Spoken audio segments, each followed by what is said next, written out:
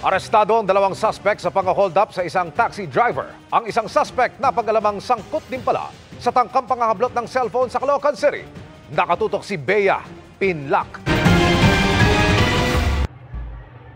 Nagse-cellphone habang nakaupo sa gilid ng General Torona Street sa Bagong Baryo, Caloocan ang lalaking ito. Biyernes ng madaling araw nang may dumaang nakamotorsiklo. Napatingin pa ang nakatambay na lalaki nang tumigil ito sa harap niya. Maya-maya, umandar ang mga nakamotorsiklo at tinangkang hablutin ng angkas ang cellphone ng lalaki.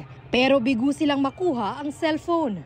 Hindi na ito naireklamo sa mga otoridad ng lalaking muntik ng mahablutan. Makalipas ang ilang araw, naaresto ang 26 anyos na angkas ng motor dahil naman sa pagkakasangkot sa robbery hold-up sa isang taxi driver. Kalaboso rin ang 19 anyos na kasabwat niya. Nagkunwari silang pasahero.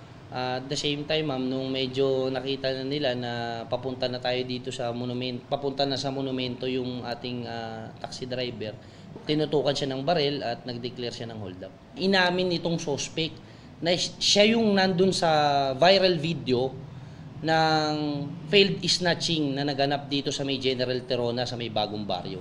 Tinangay raw ng mga suspect ang cellphone ng taxi driver at wallet na may lisensya at 1,600 pesos. Isang baril din ang nakumpiska mula sa isa sa mga suspect. Ayon sa kanya, ninakaw lang din niya ito sa isang security guard.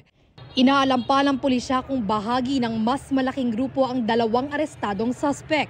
Ang karaniwan daw nilang target, usually yung mga nag-iisa sa gabi naglalakad, yung mga nagsi-cellphone at saka yung mga taxi driver natin na bumabiyahe. Ang mga suspect, aminado sa ginawang krimen. Ginawa namin po nag-hold up, nagnanakaw, nag-snatch. Talagang wala na kaming pera po.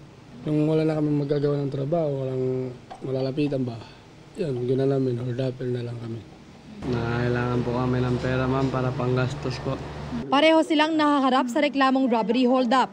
May dagdag pang reklamo ng illegal possession of firearms at paglabag sa Omnibus Election Code ang isa sa mga naaresto. Para sa GMA Integrated News, Bea Pinlac, nakatutok 24 oras.